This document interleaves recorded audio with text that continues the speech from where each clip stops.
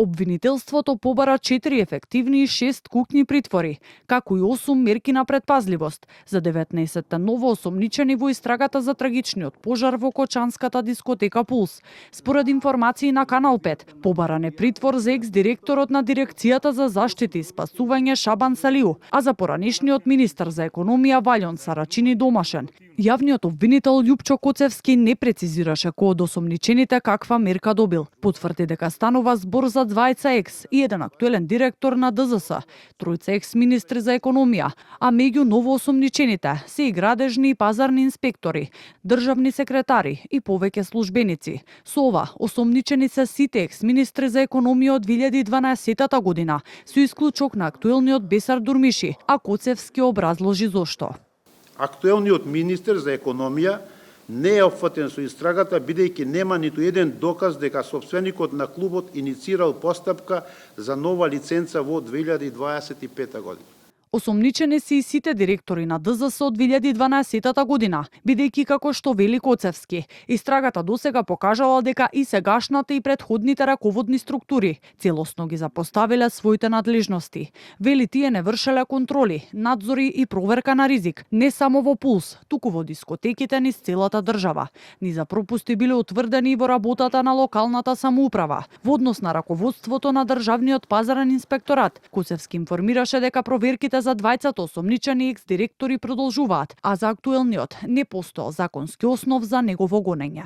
Угостителската дејност, дискотеки и кабареа никогаш не била предмет на контрола и надзор, како во Кочани, така и во цела држава. И граѓаните биле под потенцијална загрозеност во сите угостителски објекти. Ова едноставно нешто не може човек да верува. Меѓутоа, знаете дека така. По истата линија на проучување, на одговорност од највисоките ешалони до локалните инспектори е проучувана улогата на секој, посебно и во пазарниот инспекторат. Но, за разлика од Дирекцијата за заштита и спасување, доказите упатуваат дека нема истоветност. Законот не ни дава основ да гониме само затоа што некој бил директор во одреден временски период. Наведувајќи примери од слични трагични пожари во клубови во Романија, САД и Бразил, чии законски норми ги зеле во предвид при истрагата. Коцевски образложи временската рамка по која се водело обвинителството.